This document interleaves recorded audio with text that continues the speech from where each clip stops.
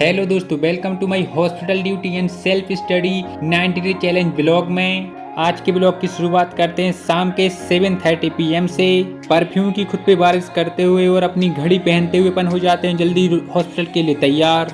गर्मी बहुत थी जिससे गला सूख रहा था, इसलिए थोड़ा सा पानी पीते हुए हम निकल जाते हैं हॉस्पिटल के लिए। पैरों को असीम कष्ट देते हुए और थोड़ी सी मशक्कत करने के बाद हम पहुंच जाते हैं हॉस्पिटल। हॉस्पिटल पहुंचते ही देखा कि एक स्टाफ मेरे ही वीडियो देख रहा था। बोल रहे थे कि अच्छा काम कर रहे हो, ऐसे ही करते रहो, गुड जॉब। वार्ड में पहुंचकर पेशेंटों की कंडीशन देखते हैं और मेडिकेशन स्टार्ट करते हैं। देन चंद लम्हों के बाद मेडिकेशन हम कंप्लीट कर लेते हैं।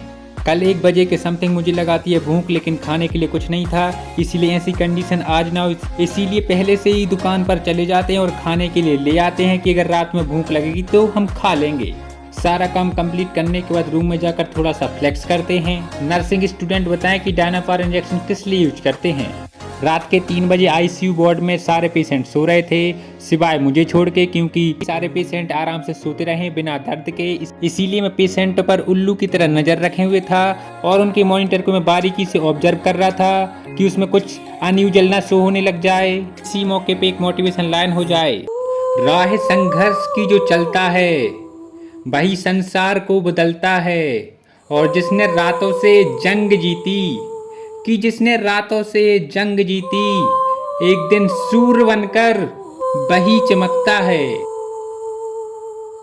आज नाइट प्लस मॉर्निंग मतलब दोनों शिफ्ट कर ही रूम पे जाना था, इसलिए बिना किसी देरी के एक पेशेंट आ जाता है जिसकी MRI करवाने मुझे जाना पड़ता है। तो बैठ जाते अपन एम्बुलेंस में पेशेंट के साथ और जाते हैं MRI सेंटर, और पेशेंट के अटेंडरों के साथ थोड़ी सी बात करते करते पहुंच जाते हैं MRI सेंटर और करवाते हैं जल्दी से MRI। और MRI सेंटर से वापस जाते हुए मुझे देखते हैं हाथी मेरे साथी, और इनका आशीर्वाद सदा हम पे बना रहे। और ऐसे ही देखते देखते बच जाते हैं 2, तो मैं भैया के साथ निकल जाता हूँ रूम के लिए। और खाना बनाने की तो हिम्मत नहीं थी, इसीलिए समोसे पैक करवा लेते हैं और भैया की बाइक से निकल जाते हैं रूम के लिए। और चंद लम्हों में पहुँच जाते हैं हम रूम पर, क्योंकि चलने की तो मुझे बिल्कुल शक्ति ही नहीं थी, क्योंकि बहुत थक चुके थे।